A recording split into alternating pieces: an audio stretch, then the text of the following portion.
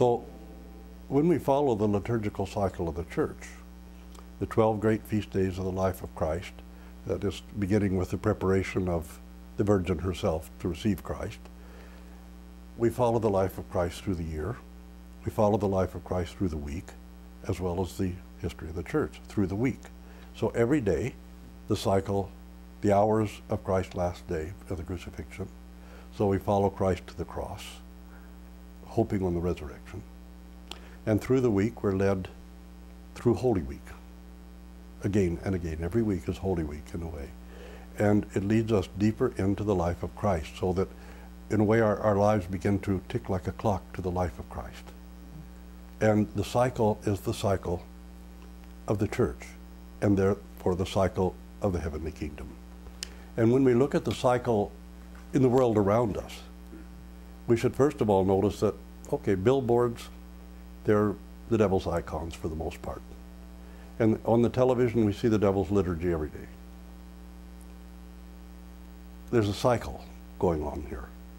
There's a cycle of lowering man's aspirations, of lowering his spiritual life, of inflicting greater and greater desire upon him to the point of desires that can't even be fulfilled, and therefore producing a kind of hopelessness and emptiness. And Satan then says, oh, you can fill the emptiness and the hopelessness. Buy more, be happy. And then we have this happiness-seeking sickness, which is a happiness-seeking cycle. And what makes happiness-seeking a sickness is that people no longer can discern between gratification and happiness. And gratification is always fleeting. It's always ethereal. It's for the moment. But the minute it's gone, we have to start all over again, and the cycle goes on and on and on. But the cycle of the Orthodox Church always leads us from hope to hope to hope, from glory to glory, and from a greater awareness of the Spirit of God to a greater awareness, to a full participation in the Holy Spirit. And this is why the cycle of the Church is intentionally designed this way, to attune us, attune our hearts and our minds and our conscience to the divine cycles of the life of the heavenly kingdom through the life of Christ. And that's why the Church has this cycle of divine services, which is so carefully chosen and designed to take care of the psychological needs of mankind. Because somebody says, well, what good are all these rituals and things? But look what happens without them.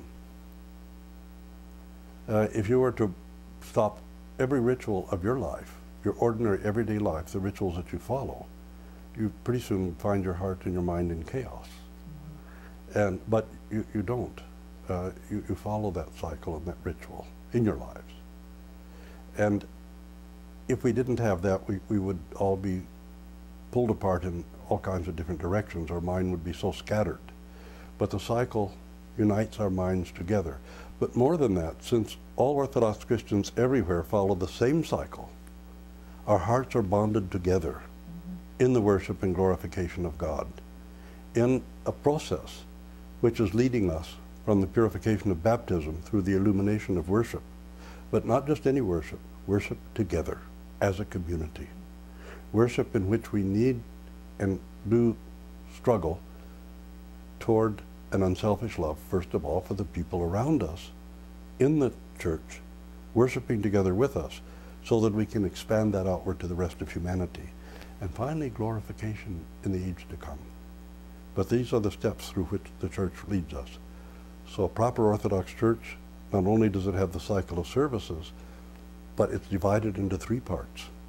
And the three parts are purification, because we baptize people in the narthex; illumination, because we gain illumination through the mutual love and prayers of our brothers and sisters in the Church, as we glorify God together with one heart, with one mind. And then the altar of the Church is a type of paradise and their glorification. So standing in the midst of the Church, we feel that we're in paradise. There's a hymn like that. The Church is shown to be a many-lighted heaven, wherein while standing, we feel that we're in heaven. And really we're moving toward the sanctuary of eternity when we move toward the sanctuary of the Church, toward the altar. And that is a cycle of life that we call theosis. that we call becoming participants in the immortality of God through Jesus Christ. Which is a gift. Which is a gift of grace from God, of course. Something we have. Yeah, and we're carried along on that path so long as we're willing to walk it. We're carried along on that path by the grace of the indwelling Holy Spirit. And this is very important for us to realize, that we're in our striving, as the Holy New Testament prophet Seraphim Sarov told us, all of our spiritual labor and spiritual endeavors, we're not trying to earn our salvation. We're seeking to gain the indwelling of the Holy Spirit within us. And this happens to those who are willing to prepare themselves and open their hearts to it. But there's also the preparation that has to take place. We have to be willing to cooperate with that grace when it comes. And it's that grace that leads us through illumination into glorification. Well, you know, Colossians 3 always comes to mind, and should, I think in my case, because we have died, and the death of the old man almost has to come first, before our life is hid with Christ in God. And that's where the liturgy here on earth joins me with my citizenship in heaven. It does, and that's why you know, it leads us into this unity of the entire church. And you know, it was Apostle James, who was, after all, priest in the temple, who gave us the Divine Liturgy. So he took the revelation of the Old Testament liturgy, and many people don't realize. Yes, and unfolded the fulfillment of that revelation in the New Testament liturgy. That was the intention, to unfold the mystery that was hidden in the Old Testament liturgy, and to open that in the New Testament liturgy. But God revealed liturgical worship of himself at all times, because emotionalism and emotional worship, if you pay attention to non-liturgical so-called worship, first of all, it's about entertaining yourself. Secondly, it's about glorifying yourself.